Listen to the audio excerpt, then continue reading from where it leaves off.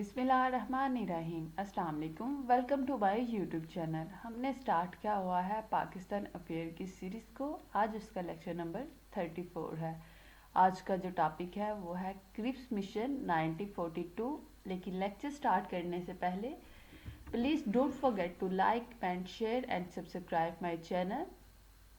अब हम मूव करते हैं background of Cripps mission. Means वो कौन से पस मंज़र थे, वो कौन से रीज़न थे जिसकी वजह से क्रिप्स को इंडिया आना पड़ा। तो सबसे पहली जो रीज़न थी वो थी कि सेकेंड वर्ल्ड वार स्टार्ट हो चुकी हुई थी। कब शुरू हुई थी? 1939 में। और जो वाइसराय थे ना, वाइसराय ऑफ इंडिया थे, वो चाहते थे कि क्या करे कि इंडिया जो है वो शमूलियत इख्तियार कर ले जंग में इन फेवर ऑफ ब्रिटिश।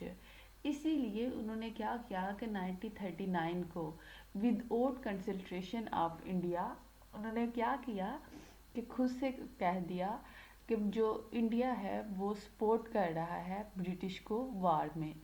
फिर इसके प्रोटेस्ट में क्या हुआ कि जो ब्रिटिश लीडर थे ना, जो इंडियन थे ना, this was done without consultation with Indian. उन्होंने विदाउट कंसल्ट्रेशन कह दिया and this lead to massive protest from the Congress party. जब कांग्रेस को पता चला इस बात का तो फिर उसमें जो कांग्रेस जमात थी, जो कांग्रेस मिनिस्ट्री थी, उसने बहुत ज़्यादा प्रोटेस्ट किया।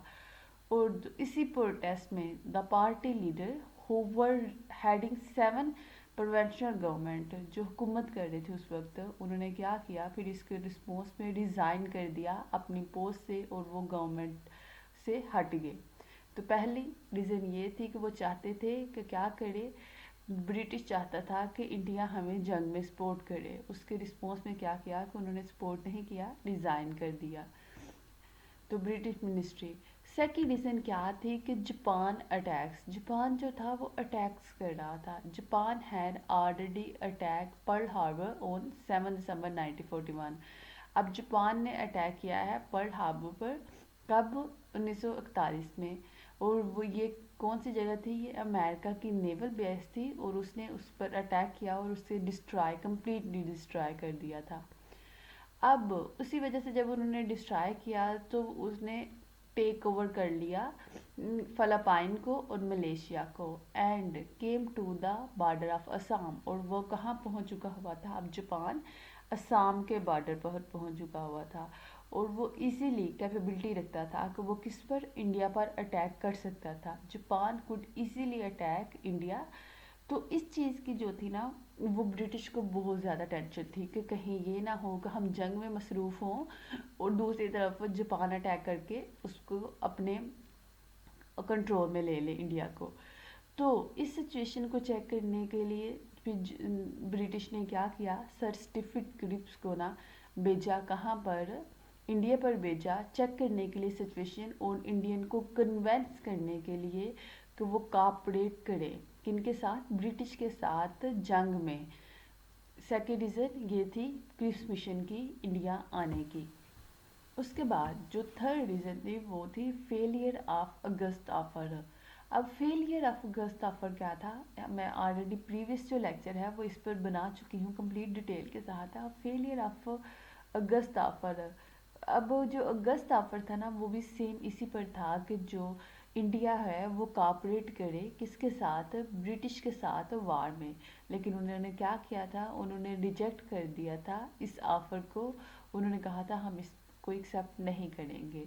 तो इस वजह से भी फिर क्रिप्स को मजबूर होके इंडिया आना पड़ा फिर दोबारा से, क्योंकि वो ये जो अगस्त ऑफर थी ये वाइसरॉय ऑफ इंडिया लेके आए थे और अब कौन आ रहा है? अब क्रिप्स आ रहा है। तो एक ये भी रीज़न थी अगस्त ऑफर के फेल हो जाने की।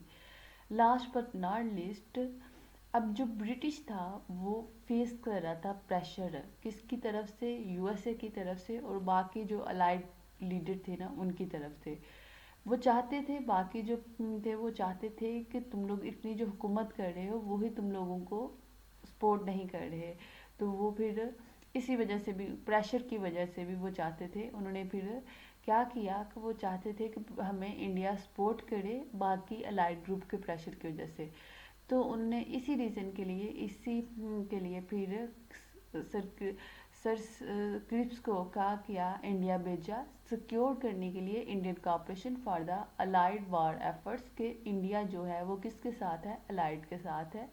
This also lead the British government to send Cripps to India. तो इसी वजह से फिर ब्रिटिश ने क्या किया कि क्रिप्स को इंडिया भेजा। ये था बैकग्राउंड, ये सारी बैकग्राउंड रीज़न थी जिसकी वजह से क्रिप्स को इंडिया भेजा गया, ताकि वो अपना जो प्रपोजल है वो इंडियन के सामने पेश कर सके। ये अब बैकग्राउंड हो गया। अब हम देखते हैं कि क्रिप्स मिशन बेसिकली है क्या, क्रिप्स के साथ कौन लोग और आए थे, वो क्या एजेंडा लेकर इंडिया आए थे। The British government sent mission to India in 1942। British government ने कब भेजा, 1942 में, under sir Stafford Cripps.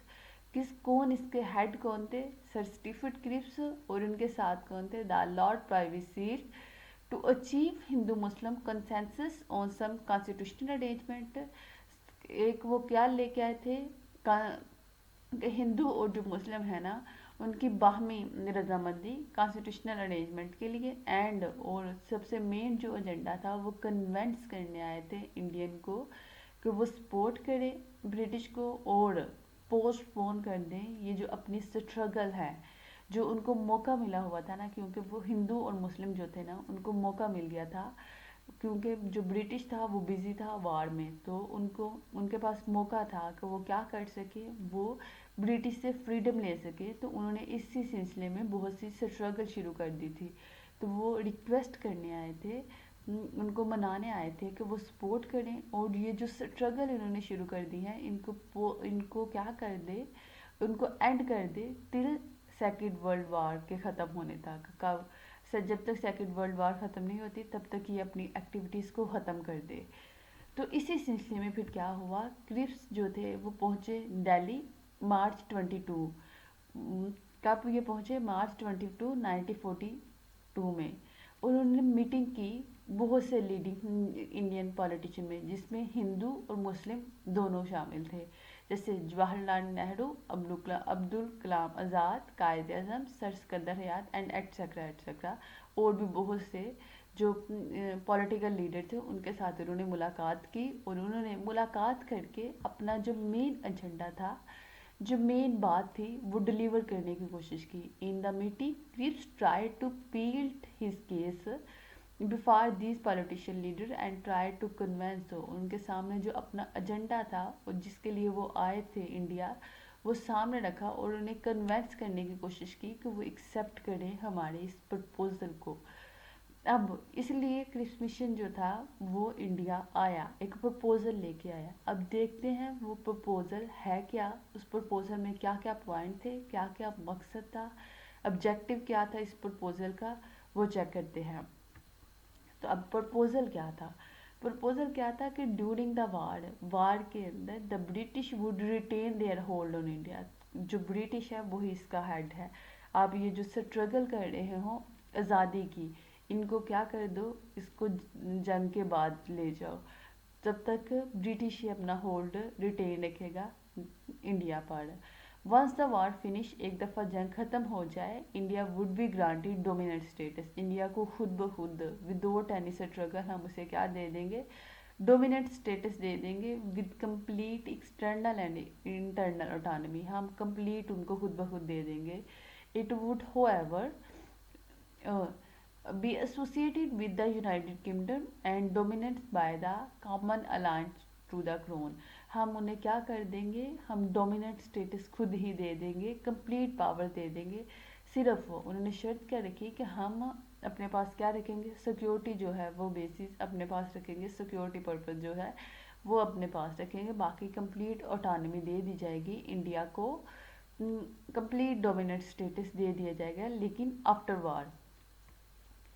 First proposal ये था कि अभी जो एक्टिविटी है उनको ख़त्म कर दिया जाए।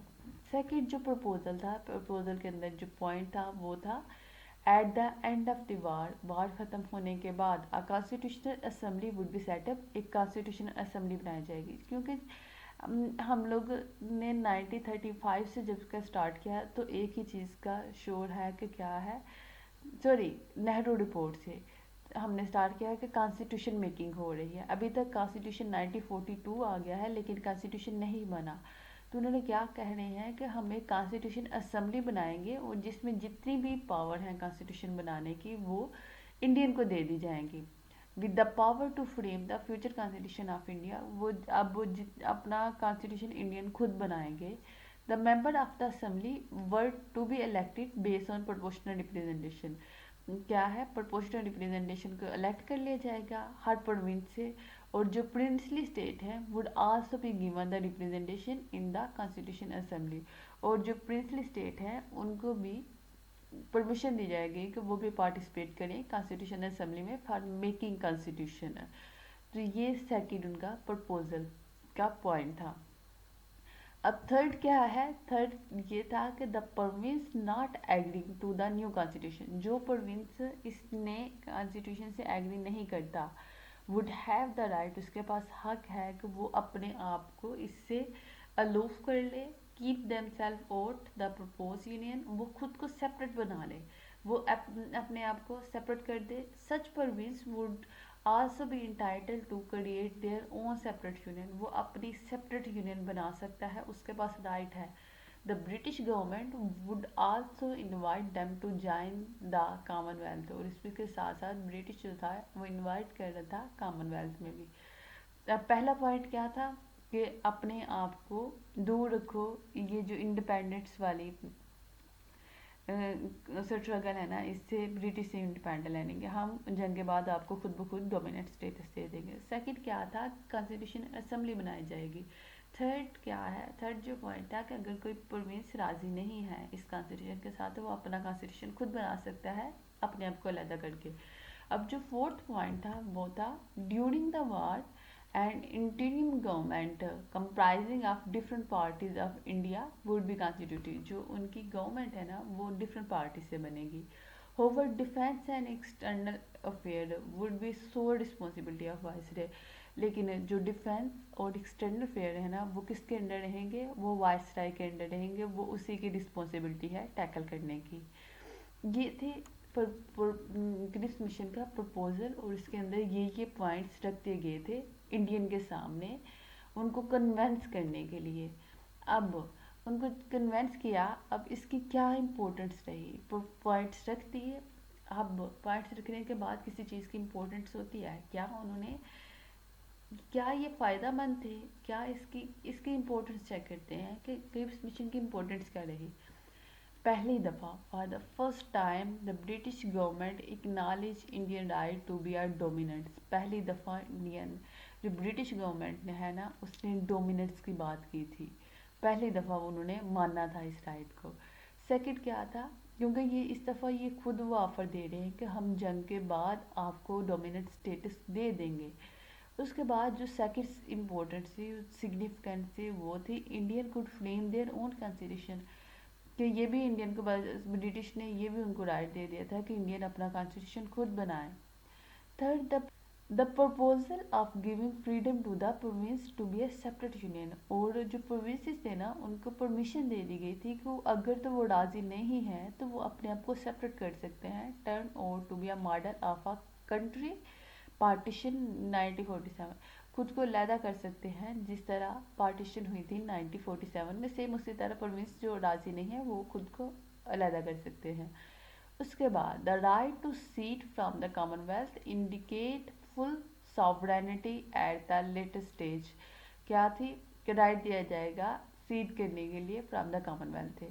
फिर क्या था, and the in the इंटीरियम period Indian were granted a good share in the administration, Indian को क्या किया गया, गुड शेयर दिए गए एडमिनिस्ट्रेशन में।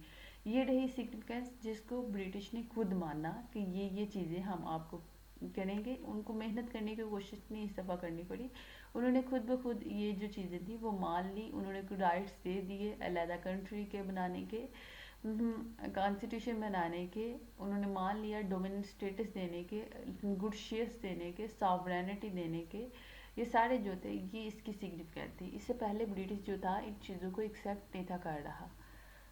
अब ये था क्रिप्स मिशन, उन्होंने प्रपोजल में अपने पॉइंट ऑफ व्यू रख दिया है, अपने पॉइंट्स रख दिए हैं। अब इस पर रिएक्शन क्या रहा, क्या मुस्लिम और क्या लीग ने और कांग्रेस ने उनका साथ दिया या नहीं दिया? अब चेक हमने ये करना है कि क्या मुस्लिम लीग और कांग्रेस ने इस प्रपोजल का साथ दिया, क्या उन्होंने शमूलियत इख्तियार कर ली जंग में। अब ये चेक करना है हमें। लीग रिएक्शन, मुस्लिम लीग का क्या रिएक्शन रहा? Muslim League reject the Cripps mission for the following reason. Muslim League ने क्या किया? रिजेक्ट कर दिया इसको, उन्होंने एक्सेप्ट नहीं किया। अब वो कौन सी रीज़न थी जिसकी वजह से उन्होंने रिजेक्ट किया? सबसे पहले जो रीज़न थी, they did not like the idea of single union of India.